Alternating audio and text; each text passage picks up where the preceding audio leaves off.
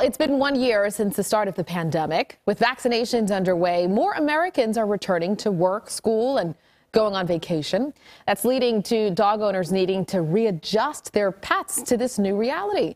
This morning, celebrity dog trainer and District Canine LLC owner Michael Hill joins us now with tips for returning to reality with our pets. And Michael, it's always good to see you, but it is especially good to see little Emma. Hi, Emma.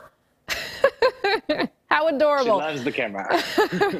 So here's the thing. We're obviously, a lot of us are excited to get to some sense of normalcy, but for a lot of our pets, this is a new reality for them. It's the first time that they'll be without us for such a long period of time.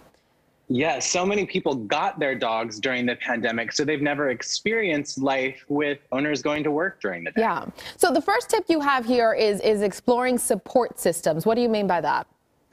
So especially if you're in an urban environment, there are so many options out there that you might not have utilized during the pandemic. That can be a doggy daycare, that can be a dog walker who comes to your house. And also you can get creative with that. You can use friends, you can use family, people who are nearby, neighbors, all to help you be able to own a dog and still work full time. You can leave your dog with somebody, they can come to your house, but we want to start exploring those options before you're gone all day long, so we can find out what's the best fit ahead of time while you're still available to help manage that during the day. The next one here is start mixing up the at-home quarantine lifestyle. What does that look like? A lot of us have fallen into routines. Even though we're at home all day, we kind of do the same thing. We're there all the time. So we want to start giving your dog some experience with variability and help them kind of be a little bit more resilient to change. So that can be trading your dog with your friend. You take their dog for a day, they take yours. That could be planning a sleepover where your friends, come over, drop off their dog and come back the next morning.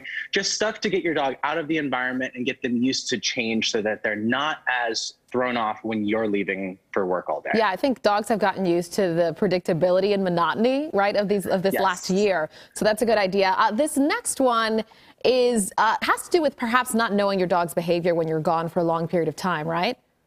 Yeah, especially if you got the dog as a puppy during quarantine, you might think your dog is reliable in your home all day.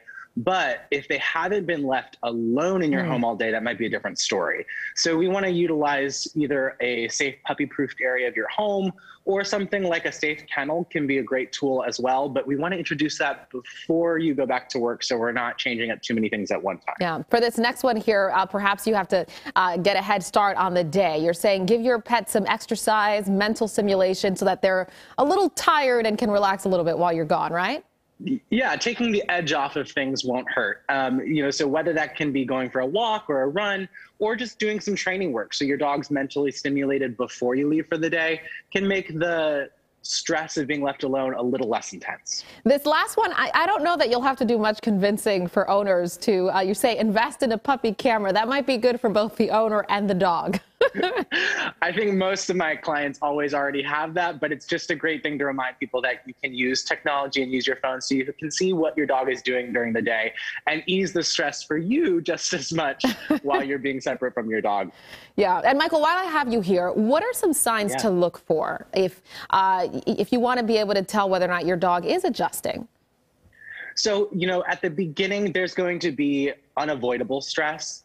But what we want to pay attention to is if your dog is damaging things, if they are vocalizing and interrupting neighbors, things like that show that your dog is really having a hard time. That's when we want to look for other options, like putting your dog at a doggy daycare or somewhere else with a friend instead of leaving them alone by themselves. Okay, that's really helpful. And your information there, your Instagram and your website is online for people who have additional questions. But this is really helpful. I think this will be tough, though, for both the owners and the dog, just being apart, right? We've gotten so used to being together. So we appreciate the tips. They make life easier, so it's hard to let go of that for a little bit. They sure do. If it's a dog as cute as Emma, I can imagine how tough it'll be.